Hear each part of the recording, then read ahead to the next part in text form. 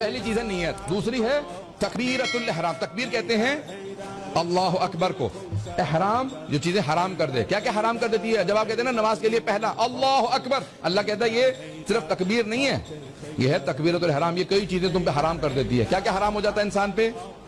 چلنا پھرنا، آپ کھڑے رہو اللہ کی بارگاہ میں ہو، کھانا پینا حرام، اب نہیں کھا سکتے، حلال بھی نہیں کیونکہ خدا کی بارگاہ میں ہو، بولنا گفتگو کرنا صرف اب نماز پہ توجہ دو، بولنا چلنا حرام، یہ تکبیرۃ الاحرام ہے۔ پہلا کیسے کریں گے؟ مستحب ہے، ویسے کھڑے کھڑے اللہ اکبر کہہ سکتے ہیں، لیکن سنت نبی یہ ہے کہ ہاتھوں کو بلند کیا جائے، قبلہ رو کیا جائے، اور اتنا بلند کیا جائے جتنے کان بلند ہیں۔ اللہ اکبر۔ فصلی لربک وانحر، بعض نے لکھا قیل، علامہ طباطبائی نے لکھا المیزان میں وقیلا، اس سے مراد ہے کہ گردن تک ہاتھوں کو بلند کرو، اللہ اکبر، کم از کم اتنا ہاتھوں کو بلند کرو، یا کانوں تک لے جاؤ، اللہ اکبر، ہاتھ سب انگلیاں بند ہوں اور انگوٹھے کھلے ہوں، اور قبلہ رو ہو، سب توجہ ہے، قبلہ رو ہو، یہ نہیں اللہ اکبر ایسے نہیں ہے، ہاتھ سیدھے، اللہ اکبر، سب ہے توجہ، ہاتھ سیدھے رکھیں۔ مولا سے پوچھا مولا یہ ہاتھوں کو سیدھا رکھنا کیوں ضروری ہے؟ مولا نے کہا جب قسم کھاتے ہو عدالت کے اندر تو کیسے قسم کھاتے ہو؟ کہا قسم کھا کے کہتا ہوں جو کچھ کہوں گا سچ کے سوا کچھ نہیں کہوں گا۔ قسم کھاتے ہیں، شروع سے اسلام میں شہادت دینے والا قسم کھا کے کہتا تھا میں، اسی کو کہتے ہیں انڈر اوتھ، میں اب گواہی دے رہا ہوں، شہادت دے رہا ہوں، سب کچھ سچ کہوں گا۔ مولا فرماتے ہیں اللہ کہتا ہے دونوں ہاتھ اٹھا لو، دنیا سے پروردگارہ میں نے ہاتھوں کو اٹھا لیا، دنیا سے ہاتھوں کو اٹھا لیا، اللہ اکبر، تو سب سے بڑا، دنیا نہیں، دنیا کی کوئی شے بڑی نہیں ہے، صرف خداوند متعال، اللہ اکبر۔ اگر آپ پڑھیں نا کتاب آیت اللہ خمینی کی تو اس میں جانتے کیا لکھا ہے؟ وہ کہتے ہیں نماز میں کم از کم جھوٹ نہ بولو۔ میں نے جب جملہ پڑھا تو میں نے کہا انسان تو نماز میں بول ہی نہیں سکتا تو جھوٹ کیا بولے گا؟ تو انہوں نے کہا جو کچھ کہہ رہے ہو وہ کہو تو سچ، اللہ اکبر، دل میں چل رہا پیسہ دولت شہرت نام نمود 36,000 چیزیں نہیں، اللہ اکبر، اللہ سب سے بڑا۔ اب کچھ دیر کے لیے نماز میں مان ہی لو، توجہ ہے؟ یہ آپ گھبرا گئے سارے؟ اب پتہ نہیں کل کا کیا ہوگا، تب آئیں میں اپنے مطالب کو آگے بڑھاؤں گا۔ سب سے پہلی چیز ہے نیت، اس کے بعد تکبیرۃ الاحرام، انسان اللہ اکبر۔ مولا امیر المومنین جب شروع کرتے تھے تو سب سے پہلے پیچھے مڑتے سب سے کہتے صفیں سیدھی کر لو، صفیں سیدھی کر لو، اللہ کی بارگاہ میں ہو، محسوس کرو کہ اس کی بارگاہ میں حاضر ہو، حاضر حضور قلب۔ سید الشہداء کہتے ہیں نماز ایسے پڑھو جیسے خدا کو دیکھ رہے ہو۔ تو کسی نے کہا مولا ہم تو تصور کر ہی نہیں سکتے۔ کہا پھر اتنا تو کر سکتے ہو کہ یہ تصور کرو وہ تمہیں دیکھ رہا ہے۔ اللہ کو دیکھنا سے مراد جسم نہیں ہے، یعنی رحمت پروردگار، یعنی خدا سے میں معراج میں آیا ہوں، ملاقات میں آیا ہوں، لقاء اللہ ہے نماز۔ اب اس کی تفصیل میں نہیں جاؤں گا۔ اللہ اکبر، یہ تکبیرۃ الاحرام۔ اس کے بعد قیام متصل بالرکوع، قرات ہے لیکن وہ رکن نہیں ہے، واجب ہے لیکن واجب رکنی نہیں ہے، واجب رکن نہیں ہے، ٹھیک ہے؟ سب کی توجہ ہے۔ قرات، سورہ فاتحہ کی تلاوت کرنا، اعوذ باللہ من الشیطان الرجیم پڑھنا مستحب ہے، واجب نہیں ہے۔ بسم اللہ الرحمن الرحیم کا پڑھنا واجب ہے، نماز کا جز ہے۔ صرف اور صرف یہ معاویہ نے اسلام میں ایک ایسی نماز رائج کی جس میں بسم اللہ کو نکالا گیا، اور جناب صحیح بخاری کے اندر الفاظ ہیں کہ جناب امیر نے جب پہلی نماز پڑھائی اپنے خلافت کے بعد، ظاہری خلافت کے بعد، تو سارے صحابہ نے کہا کہ آج ہم نے پہلی مرتبہ پیغمبر کے بعد وہ نماز پڑھی ہے جو پیغمبر پڑھتے تھے، آج وہ دوبارہ ہم نے نماز پڑھی ہے جو پیغمبر پڑھتے تھے۔ تو اب جناب ختمی مرتبت والی نماز وہی ہے کہ اس میں بسم اللہ بھی ہو، بسم اللہ الرحمن الرحیم۔ آپ نے نماز شروع کی تکبیرۃ الاحرام، اس کے بعد کہیں بسم اللہ الرحمن الرحیم۔ فجر میں مغرب اور عشاء میں پہلی 2 رکعت میں اونچی آواز سے نماز کا، پہلی 2 رکعت فاتحہ اور دوسرا سورہ اونچی آواز سے پڑھنا بالجہر۔ کیسے؟ کہ انسان جو قریب میں ہو سن سکے، بسم اللہ الرحمن الرحیم الحمدللہ رب العالمین، یعنی اونچی آواز سے۔ ایک ہوتا ہے نا سرگوشی، وسپر کرنا، بسم اللہ الرحمن الرحیم۔ ظہر و عصر میں بسم اللہ کو اونچی آواز سے پڑھنا واجب ہے، مومن کی علامات میں سے 5 ہیں۔ مومن کی علامات کیا کیا ہیں؟ 5 علامات۔ الجہر و بسم اللہ الرحمن الرحیم، ہمیشہ بسم اللہ کو اونچی آواز سے پڑھتا ہے مومن۔ تختم بالیمین، دائیں ہاتھ میں انگوٹھی ضرور ہوگی۔ زیارت الاربعین، سید الشہداء کی 40 پہ نہ بھی جا سکے تو دور سے بھی زیارت ضرور پڑھے گا۔ الصلاۃ 51، 51 رکعت دن میں نماز پڑھے گا، نہ بھی پڑھ سکے تو چلیں کبھی کبھی پڑھیں۔ اور التعفیر بالجبین، خاک کربلا کے اوپر سجدہ بجا لائے گا، خاک کربلا پہ۔ سید الشہداء کی قبر کی مٹی سے سب سے پہلے سجدگاہ امام سجاد نے بنائی تھی، اس کے بعد پھر علامت بن گئی۔ یہ 11ویں امام کی حدیث ہے، وقت نہیں ہے۔ قیام متصل برکوع، فاتحہ پڑھیں گے، دوسرا سورہ پڑھیں گے، اس کے فوراً بعد رکوع میں جائیں گے۔ رکوع سے پہلے تھوڑی سی دیر قیام واجب ہے، توقف، اس کو کہتے ہیں قیام متصل بالرکوع، رکوع سے بالکل پہلے قیام۔ یعنی انسان نے بسم اللہ الرحمن الرحیم قل هو اللہ احد اللہ الصمد لم یلد ولم یولد ولم یکن له کفوا احد تبارک اللہ اکبر، ایک لحظے کا صرف قیام، فوراً رکوع میں چلے جائیں۔ ایک لحظے کا قیام ہے قیام متصل بالرکوع، تھوڑی سی دیر سکون میں کھڑے رہیں، ٹھیک ہے، رکوع میں جائیں، ایک مرتبہ سبحان ربی العظیم وبحمدہ یہ کہنا واجب ہے، یا اگر نہ کہہ سکے تو 3 مرتبہ سبحان اللہ کہیں، سبحان اللہ سبحان اللہ سبحان اللہ، یا سبحان ربی العظیم وبحمدہ ایک مرتبہ، یا سبحان اللہ 3 دفعہ، واجب ہے رکوع کے اندر۔ سب کی توجہ ہے؟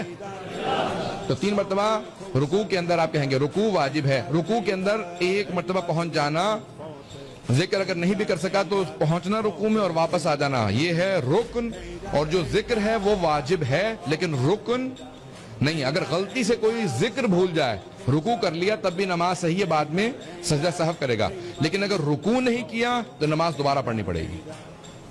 بات واضح ہے؟ رکوع میں کتنا جھکنا ہے؟ مردوں کے لیے واجب ہے کہ اپنے دونوں ہاتھ گھٹنوں پہ رکھیں اور پشت بالکل سیدھی ہو کہ اگر پانی گرے تو رک جائے، میں رکوع میں جا رہا ہوں۔ رکوع کے دوران اپنی نگاہوں کو دونوں پاؤں کے درمیان میں رکھیں۔ جب قیام میں ہیں تکبیرۃ الاحرام کہیں، نیت کرتے ہوئے ہمیشہ سجدگاہ پہ رکھنا۔ سب کی توجہ ہے؟ ہر جگہ پہ مستحب معصوم نے بتایا کہ کب کس چیز کو دیکھیں، نیت کرتے ہوئے تکبیرۃ الاحرام، قرات کرتے ہوئے سجدگاہ کو دیکھیں گے، رکوع میں دونوں پاؤں کے درمیان میں۔ جب کھڑے ہو جائیں پھر دوبارہ سجدگاہ کو، سجدے میں جائیں گے تو آنکھیں بند بھی کر سکتے ہیں، معصوم نے اجازت دی ہے، یا پھر ناک کے کونے کو دیکھنا مستحب ہے سجدے کے دوران۔ اور جب تشہد اور سلام پڑھیں گے تو دامن میں دیکھنا، اپنے جھولی میں دیکھنا۔ پوچھا معصوم سے کیوں؟ کہا کہ نماز مکمل ہو گئی پھر بھی میرا دامن خالی ہے۔ تو انسان اپنے دامن میں دیکھتا رہے، مستحب ہے، یا سجدگاہ کو دیکھے یا دامن کو دیکھے، مستحب ہے۔ یہ ہے کل نماز کے ارکان۔ اب سجدے، 2 سجدے ملا کے ایک رکن بنتے ہیں۔ اگر انسان ایک سجدہ بھول جائے ایک رکعت کے اندر تو آیا نماز ہو گئی یا نہیں؟ ہو گئی۔ اس کے بعد انسان نماز کے بعد ایک سجدے کی قضا کرے گا اور 2 سجدہ سہو بجا لائے گا، کیونکہ 2 سجدے مل کے ایک رکن ہیں۔ اگر انسان نے 2 الگ الگ رکعتوں میں 2 الگ الگ سجدے چھوڑ دیے تو اب اس کی نماز باطل ہے، کیونکہ اب اس کے پورا ایک رکن اس سے چھوٹ گیا ہے۔ بات واضح ہے؟ 2 سجدے مل کے ایک رکن بنتے ہیں۔ سب کی توجہ ہے؟ مجھے نہیں معلوم کتنے لوگ میرے ساتھ ہیں ابھی۔ انشاءاللہ یہ ہے 5 رکن۔ اس کے علاوہ آپ سن لیجئے کون کون سی چیزیں ہیں غیر رکن۔ قراءت، جب سیدھے کھڑے ہوتے ہیں قراءت، وہ چھٹا قراءت، ٹھیک ہے، رکن نہیں ہے لیکن واجب ہے۔ اب آپ نماز جماعت میں شریک ہو رہے ہیں، سب کی توجہ ہے؟ مولانا رکوع میں چلے گئے ہیں، آپ پیچھے سے آئیں گے، شریک ہونا چاہتے ہیں جماعت میں، کیا کہیں گے؟ کہیں گے یا اللہ، ایک مرتبہ آواز دیں گے۔ یا اللہ کیوں کہتے ہیں؟ تاکہ مولانا کو سمجھ میں آ جائے کوئی بھی جماعت میں آنے والا ہے، مجھے اس کے لیے انتظار کرنا ہے۔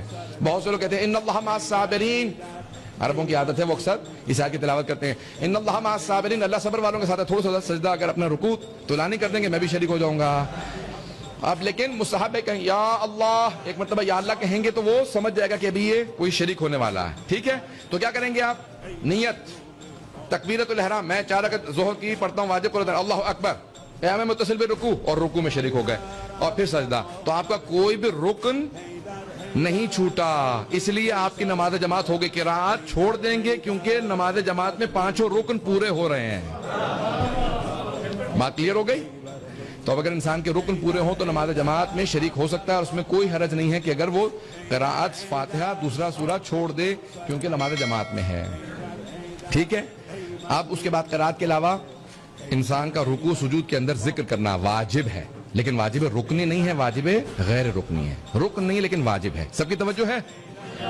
سبحان اللہ 3 دفعہ کہنا رکوع یا سجدے میں، یا رکوع میں کہنا سبحان ربی العظیم وبحمدہ 1 دفعہ، یا سجدے میں 1 دفعہ کہنا سبحان ربی الاعلی وبحمدہ 1 دفعہ۔ صلوات کا پڑھنا مستحب ہے، محمد وعلی محمد پہ صلوات کا پڑھنا رکوع و سجدے میں مستحب ہے. ٹھیک ہے. اور پھر اس کے بعد جو واجب آ جاتی ہے وہ ہے ذکر کے علاوہ تیسری اور چوتھی رکعت کے اندر تسبیحات اربع کا پڑھنا.